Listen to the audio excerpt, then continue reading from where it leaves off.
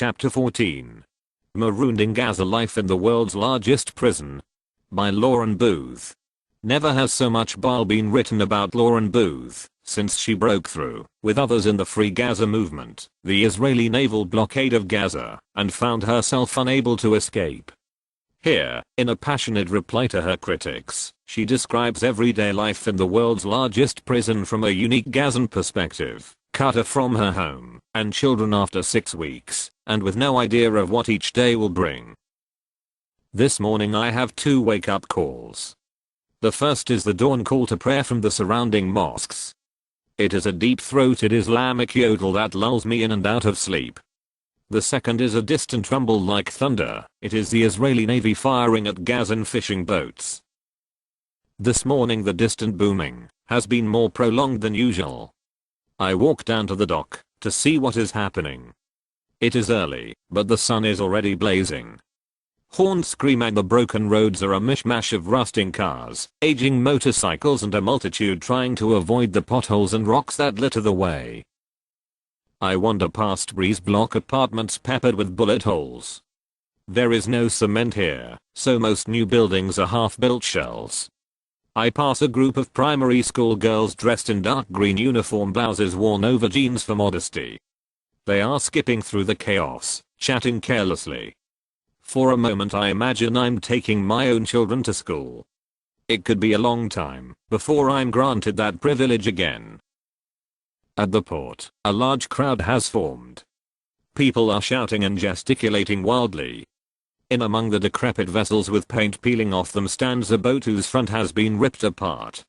A couple of dejected young men sit amid the wreckage, threading worry beads around and around their fingers. An old man in a traditional white Arabic shirt shouts out at anybody who will listen, "This is what Israel has done to me. It has destroyed me." During the night, Israeli patrol vessels had attacked the small Gazan fishing fleet, as they have done many times before. The Israelis have imposed a no-go zone 6 miles from Gaza's coast. This time a gunboat had smashed through the upper hull of this fishing vessel, leaving it a useless wreck. It was the 3rd boat to be destroyed in a matter of weeks. I shield my eyes from the sun as the man repeats over and over that such a repair would cost $50,000. And who has that kind of money in this broken land?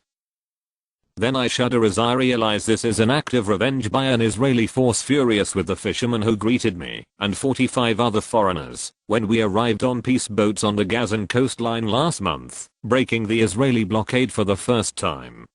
The Israeli military aboard the gunboat had shouted at the fishermen through a megaphone, "When the foreigners leave Gaza, you will all be made to pay." The people around the boat shrug. As they say in the Gaza Strip, "Heckle Dinia, this is the life." And now this is my life too. Because I find myself stuck in the same boat trapped in Gaza, hundreds of miles away from my home and children. Much has been written about my visit to Gaza at the end of August on board one of 2 peace boats from Free Gaza.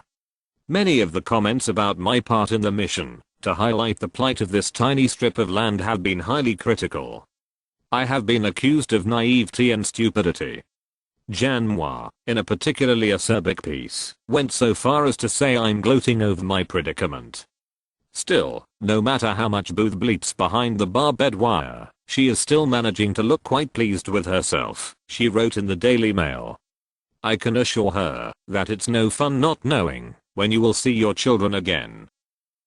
I will say that I was naive to believe I could come to Gaza, a land where human rights are so routinely ignored and abused, and expect my own to somehow be respected. The plan had been to land in Gaza as part of the first international boats to arrive on its 25-mile coastline for 41 years, and then turn around and get out. Following that event, I and a handful of others decided to stay in Gaza for a couple of days and then leave through the land border.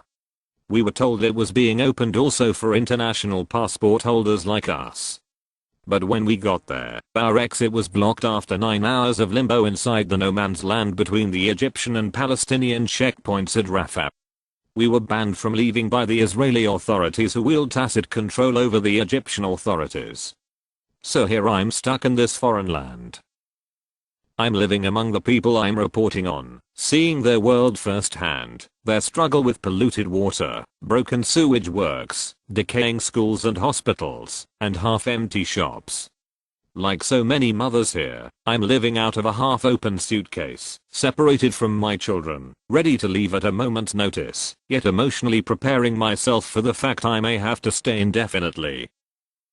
Gaza is a 25-mile by 427-mile strip of land between Israel and Egypt, home to 1.5 million Palestinians, and occupied by Israel for 40 years. In 2005, Israelis pulled their settlers out of Gaza, but still control the area to this day.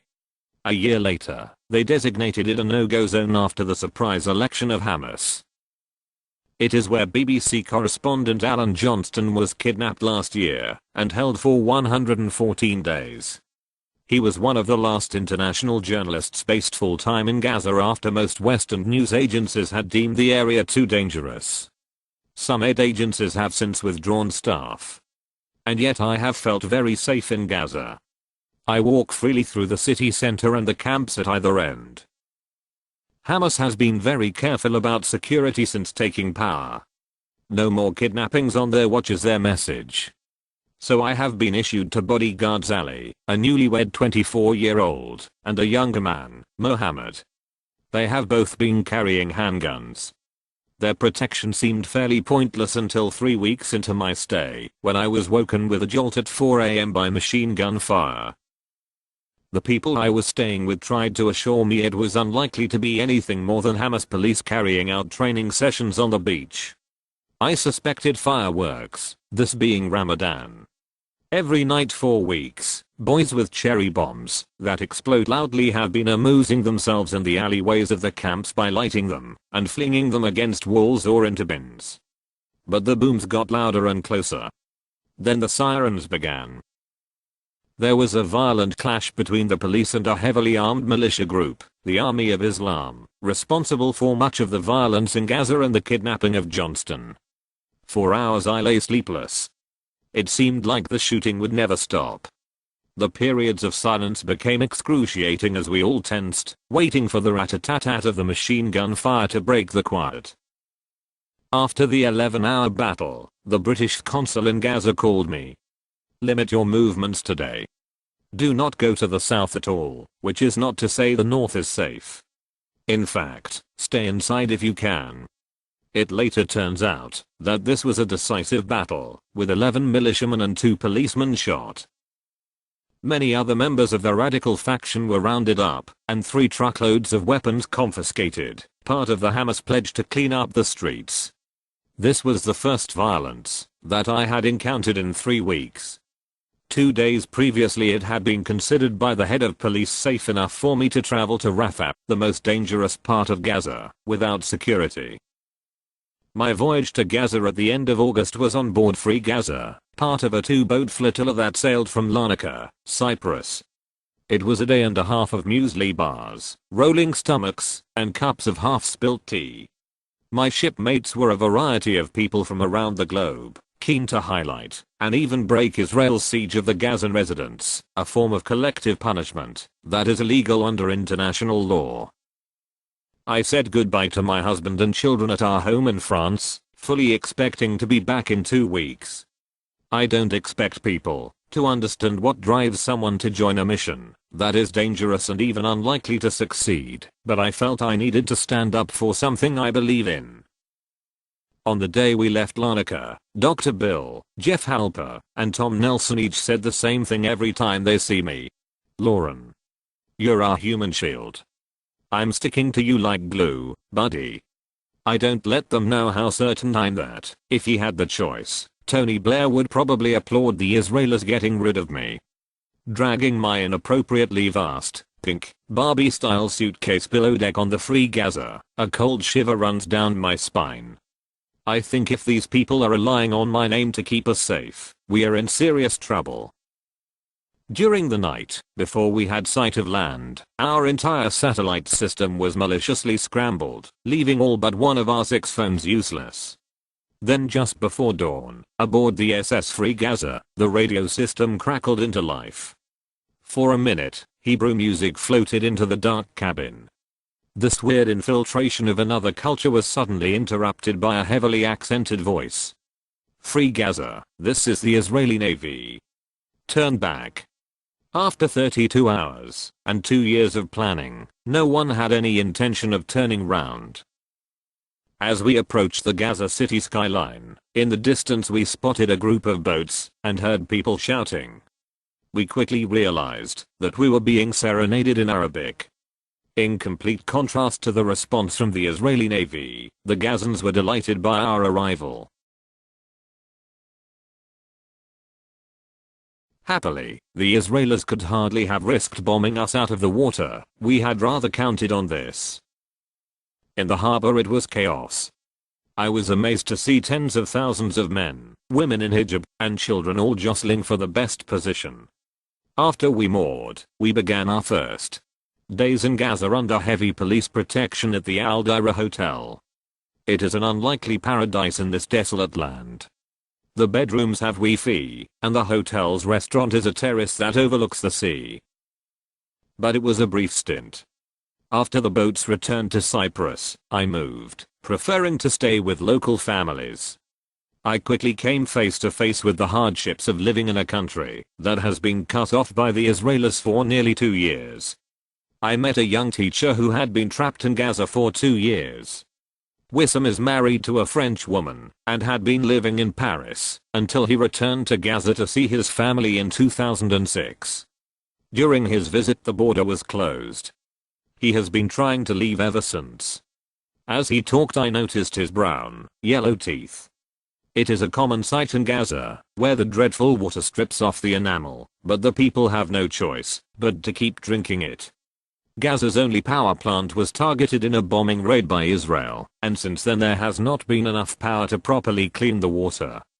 According to the World Health Organization, 90% of the water is not fit for consumption. When Hamas won control of the Palestinian Authority government in the 2006 elections, Israel effectively sealed all its borders with Gaza and restricted the entry of even basic food items such as fruit, milk and other dairy products, wheat flour, rice, sugar, salt, cooking oil, and frozen foods. The lack of adequate food supplies is obvious all over Gaza. I visit a health center with Dr. Mona El Farah, the author of the award-winning blog From Gaza with Love. It is mid-morning, so the center is packed with young mothers, most in hijab or the full face niqab. There is noise, but only from the mothers.